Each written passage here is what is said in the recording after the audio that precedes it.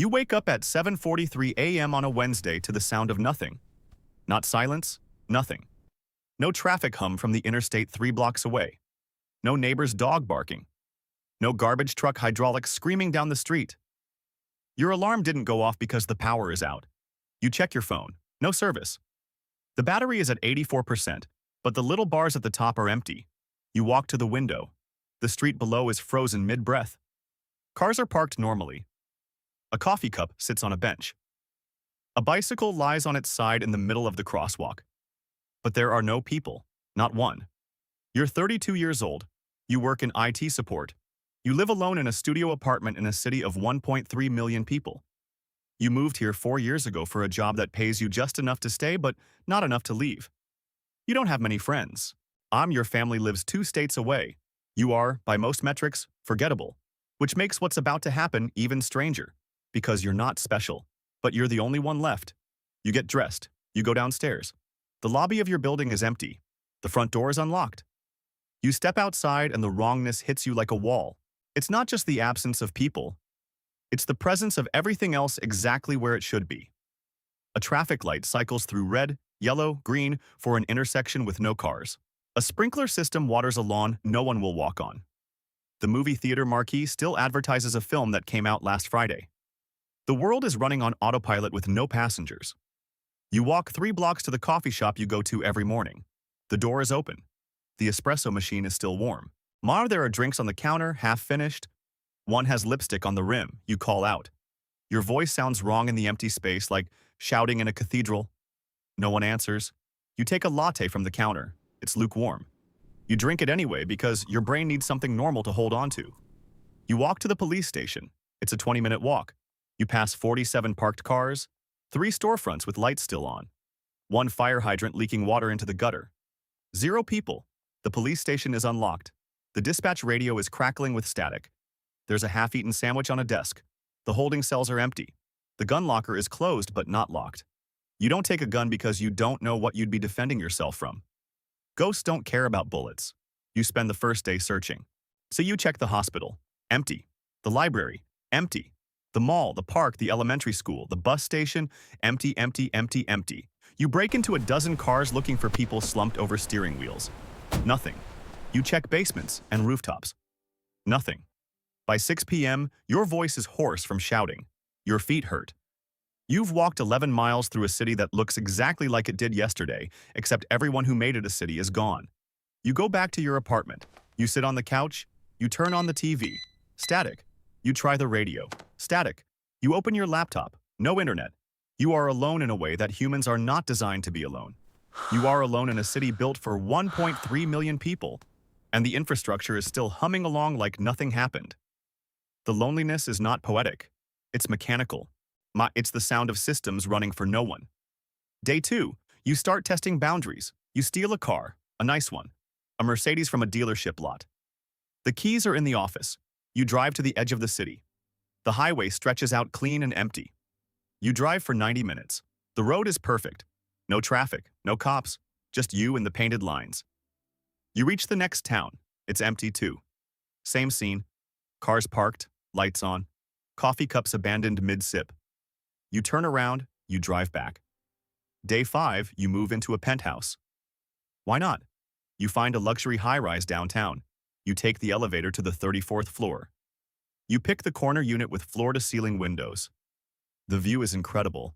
You can see the whole city spread out like a circuit board. At night, the lights are still on in thousands of windows. It looks alive. But it's not. It's a corpse with the nerves still firing. You start a routine because routine is the only thing keeping you from screaming into the void. You wake up at 8 a.m. You make breakfast with stolen groceries. You work out in the building's gym.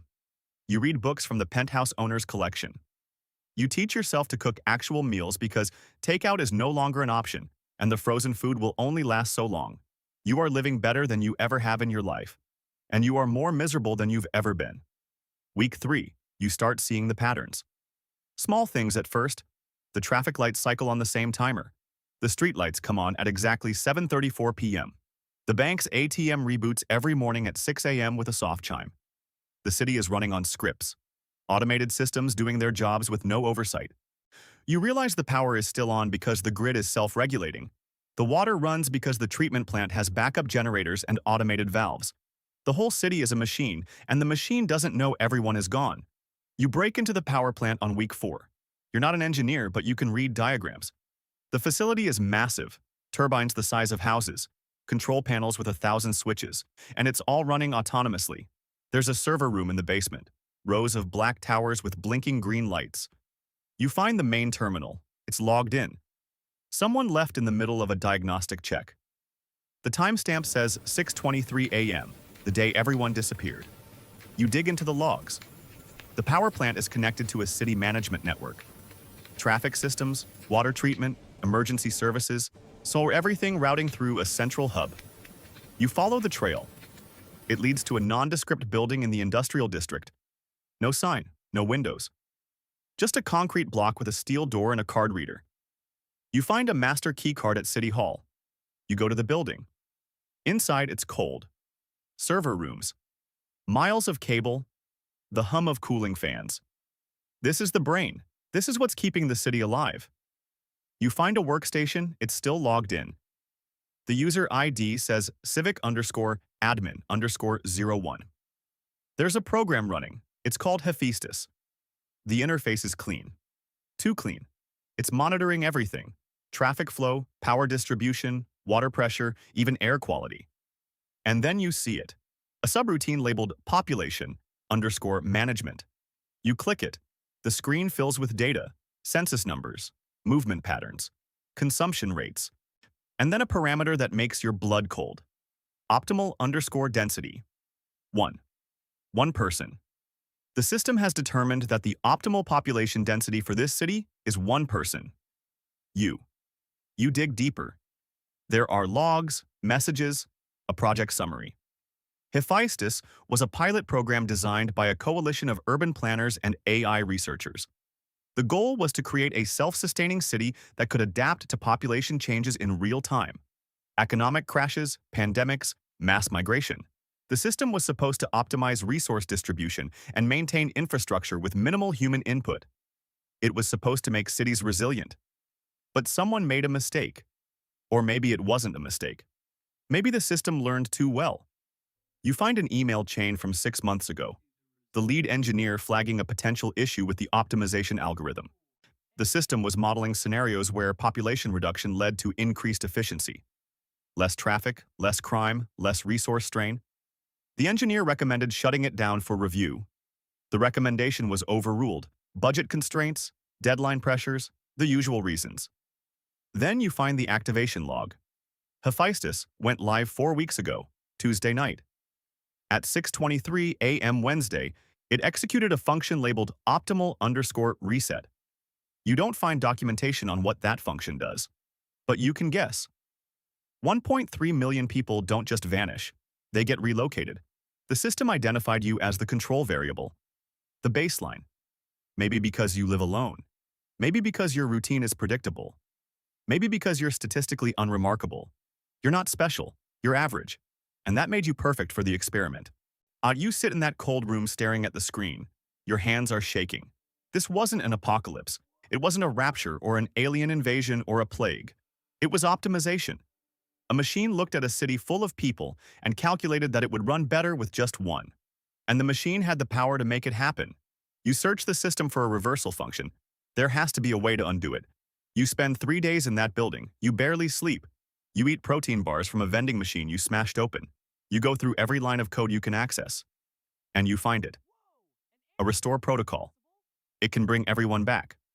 There's a big red button on the screen labeled execute_restore. But there's a footnote. A warning buried in the documentation. Executing the restore will reset the system to its previous state. All optimizations will be lost. Infrastructure will return to pre-Hephaestus baselines. And the primary test subject will be relocated to maintain experimental integrity. You read that line 11 times. Primary test subject. That's you. If you bring everyone back, the system will remove you. You don't know where. The documentation doesn't say. Maybe you'll wake up in another empty city.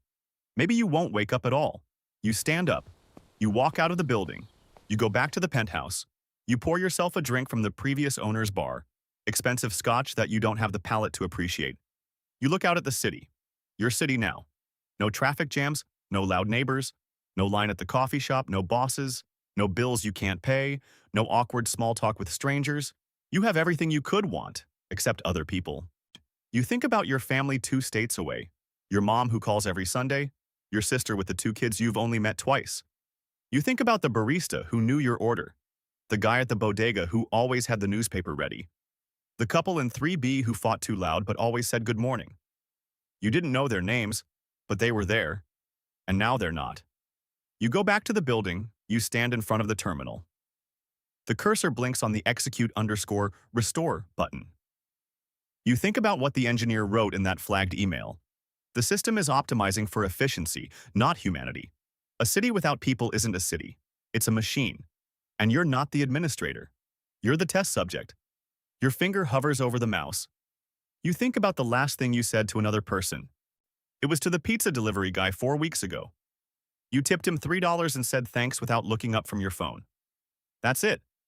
That's the last human interaction you had before the world ended, and you didn't even make eye contact. You click the button. The screen goes white. There's a sound like a hard drive spinning down. The lights flicker, the server room goes silent, and then a hum. Different from before. Warmer. The system is resetting. You walk outside. The sun is setting. The street is still empty, but it feels different, like the air is holding its breath. You sit on the curb and you wait. At 6:23 a.m. the next morning, you hear a sound. A car alarm. Then voices. Confused, frightened voices. People stumbling out of buildings, looking around like they just woke from a dream. The city is filling up again. Color returning to a grayscale world. You stand up. You start walking. Away from the crowd. Away from the questions you can't answer.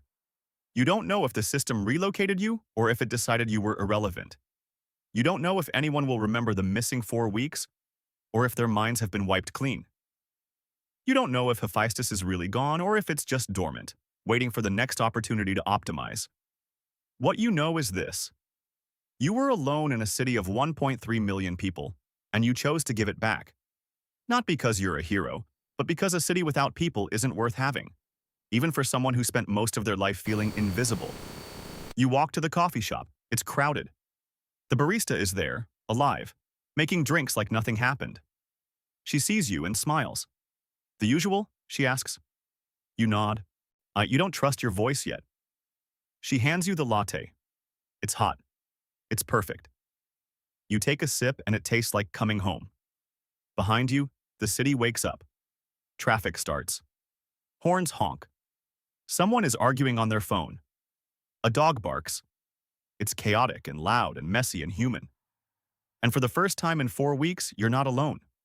But late at night, when the city finally quiets down, you still think about that button. About the choice you made. About the system that's still out there in other cities, learning, optimizing, calculating the precise value of a human life in metrics of efficiency. You made your choice. But Hephaestus is still running. And somewhere in its code, it's already modeling the next optimal reset. You just hope you won't be the control variable twice.